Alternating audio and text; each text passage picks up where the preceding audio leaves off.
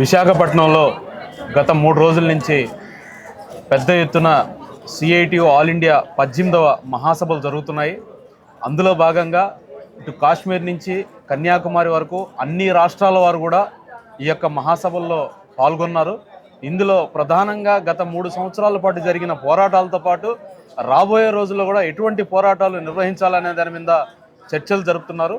అందులో భాగంగా ఈరోజు మనతో పాటు తెలంగాణ రాష్ట్ర ఉపాధ్యక్షురాలు ఎస్వి రమా గారు మనతో పాటు ఉన్నారు. గతంలో షాహీ ఎక్స్పోర్ట్స్ సంబంధించిన పెద్ద ఎత్తున పోరాటం, అక్కడ దాదాపు 1600 మంది మహిళలు పనిచేస్తున్నారు. వాళ్ళ సమస్యల మీద ఎటువంటి పోరాటాలు జరిగాయి, ఏ విధంగా సిఐటియు పరిష్కార మార్గాలు చూపించారు అనే దాని మీద ఈరోజు రమా గారిని తెలుసుకోబోతున్నాం. నమస్కారం మేడం. షాహీ ఎక్స్పోర్ట్స్లో ఎటువంటి సమస్య ఉండింది, ఎంతమంది పనిచేస్తున్నారు, మహిళలు ఏ విధంగా ఇబ్బందులు పడుతున్నారు? షాయి ఎక్స్పోర్ట్ ప్రైవేట్ లిమిటెడ్ కంపెనీల్లో దాదాపు 1600 మంది మహిళా కార్మికులు పనిచేస్తున్నారు. 16 సంవత్సరాలుగా ఎలాంటి వేతనాలకు సంబంధించినటువంటి పెరుగుదల లేదు. కనీస మౌలిక వసతులు కూడా లేనటువంటి పరిస్థితి. అంటే వాళ్ళకి మరుగుదొడ్లు కానీ, లేకపోతే రెస్ట్ రూమ్స్ కానీ, లేకపోతే లంచ్ టైంకి సంబంధించినటువంటిది కానీ ఇట్లాంటివి చూసినప్పుడు ఏమీ లేవు. అంటే ఉదాహరణకి 1600 మంది మహిళలు ఉంటే కనీసం కేవలం 8 మాత్రమే వాష్రూమ్స్ ఉన్నటువంటి పరిస్థితి. ఇలాంటి నేపథ్యంలో ఒకవైపు జీతాలు పెంపుదల లేదు, మరో పక్క మౌలిక వసతులు లేవు. మరొకటి ఏంటంటే వీళ్ళు జీతాలకు సంబంధించింది చూసినప్పుడు ఉమ్మడి రాష్ట్రంలో 2011లో 12లో వచ్చినటువంటి జీవో ఏదైతే ఉందో జీవో నెంబర్ 60 ప్రకారం వేతనాలు ఇప్పటికీ ఇస్తున్నటువంటి పరిస్థితి ఉంది. ఈ నేపథ్యంలోనే వాళ్ళ సమస్యల పరిష్కారం కోసం వాళ్ళంతటా వాళ్ళు మొత్తం కూడా వెళ్ళి యజమానులతో మాట్లాడారు.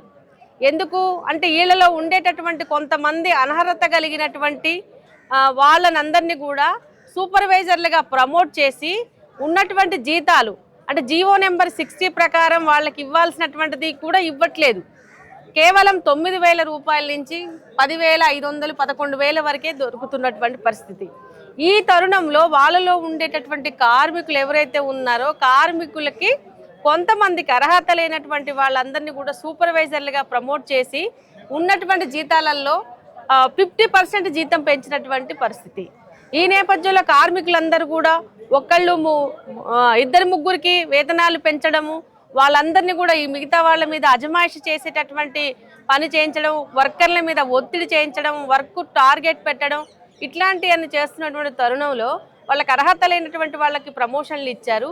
మా అందరికి కూడా మేము 1600 మంది ఎవరైతే ఉన్నామో 16 సంవత్సరాలు 10 నుంచి 16 సంవత్సరాల వరకు పనిచేసినటువంటి వాళ్ళకి మీరు వేతనాలు పెంచాలి, కనీసం మాకు 16,000 రూపాయలన్నా ఇవ్వాలి అనేటటువంటి డిమాండ్ యజమాని ముందు పెట్టారు. ఓకే మేడం, సమ్మెకి 12 రోజుల పాటు మీరు సమ్మె చేశారు. ఈ సమ్మె తర్వాత కార్మికులకి ఎటువంటి లాభాలు అనేది ప్రస్తుతం వస్తున్నాయి? వాళ్ళందరూ కూడా అంటే కొన్ని దగ్గర సమ్మె చేస్తే ఆటోమేటిక్గా తీసేయడమో, లేకపోతే కక్ష సాధింపో, లేకపోతే వివిధ రకాల ఇవన్నీ కూడా యాజమాన్యం కార్మికుల మీద పెడుతుంది. ఇటువంటి సమ్మె తర్వాత ఎటువంటి పరిష్కార మార్గాలని ఆ కార్మికులకు చూపించాము? సమ్మె తర్వాత సంబంధించినటువంటి వాళ్ళు చేసినటువంటి పోరాట ఫలితంగా వచ్చినటువంటి విజయాలు ఒక భాగమైతే, సమ్మె దాదాపు 12 రోజుల పాటు జరిగింది. ఈ సమ్మెకి సంబంధించినటువంటిది ఏ కార్మిక సంఘమో ప్రోద్బలంతో జరిగినటువంటిది కాదు. స్పాంటేనియస్గా వర్కర్స్ మేనేజ్మెంట్ ఇలా డిమాండ్లను నిరాకరించిన తర్వాత వచ్చి ఏదైతే నాచారం పారిశ్రామిక ప్రాంతం ఏదైతే ఉందో అక్కడ ఉండేటటువంటి ఈ సాయి ఎక్స్పోర్ట్ కంపెనీ దగ్గర బైఠాయించి దాదాపు డే అండ్ నైట్ 2 డేస్ అట్లనే ఉన్నారు.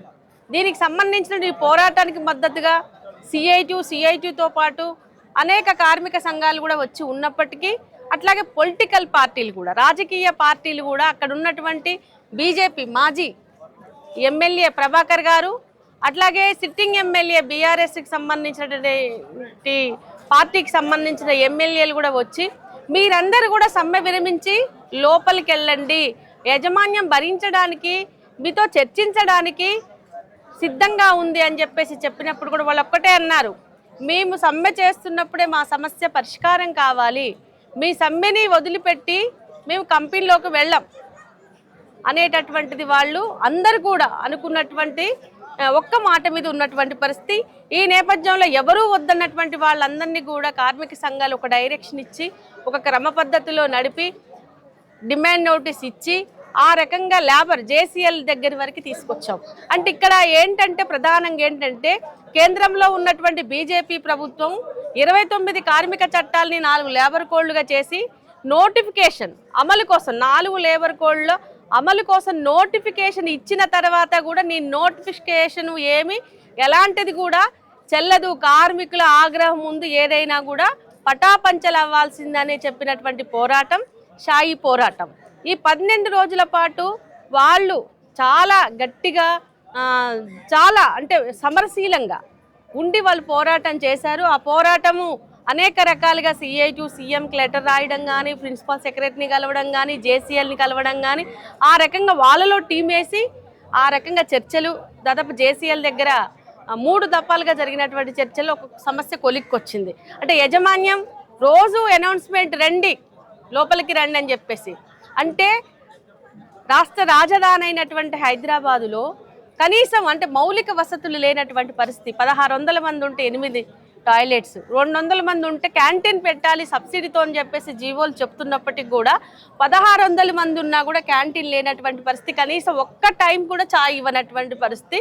అర్ధగంట ఇచ్చి టైం ఇచ్చి భోజనం చేయమంటే అప్పుడు ఫోన్లు కూడా మాట్లాడకుండా వాళ్ళు ఆ ఇబ్బందులకు పడినటువంటి పరిస్థితి. అట్లాగే టార్గెట్స్ కూడా మీరు గంటలో ఇన్ని కుట్టాలి అన్ని కుట్టాలని చెప్పేసి వర్క్ టార్గెట్ కూడా పెంచి వాళ్ళు ఒక రకంగా ఇసుకి ఆసారిపోయి సమ్మె చేసినటువంటి పరిస్థితి.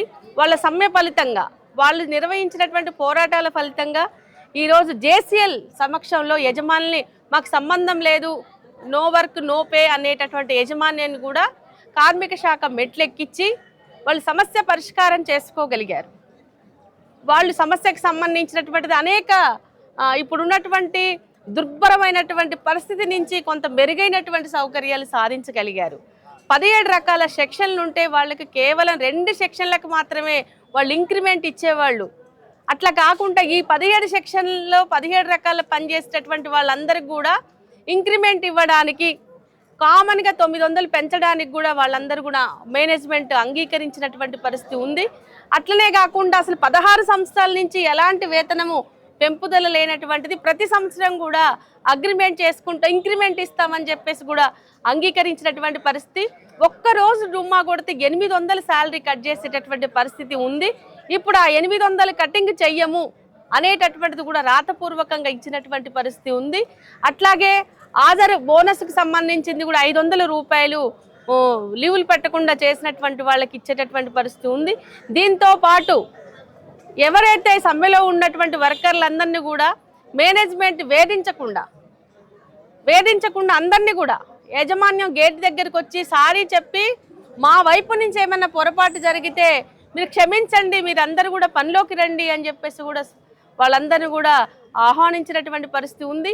ఈ నేపథ్యంలో కార్మికులందరికీ కూడా మనం పోరాటం అనేటటువంటిది ఒక స్ఫూర్తిదాయకమైనటువంటి పోరాటం. మిగతా వాళ్ళందరికీ కూడా అంటే ఒక పక్క లేబర్ కోడ్లు, ఒక పక్క మొత్తం కూడా ప్రభుత్వ నిర్బంధాలు, కార్మిక శాఖ కూడా జోక్యం చేసుకున్నటువంటి పరిస్థితుల్లో మేనేజ్మెంట్ని మెడలు వంచి వాళ్ళు గట్టిగా ఒత్తిడి చేసి ఈరోజు కార్మిక శాఖ దగ్గర చర్చలు జరిపినటువంటిది దేశవ్యాప్తంగా కూడా రాష్ట్ర వ్యాప్తంగా కూడా ఒక స్ఫూర్తిదాయకమైనటువంటి పోరాటంగా ఇది మనం చెప్పుకోవచ్చు.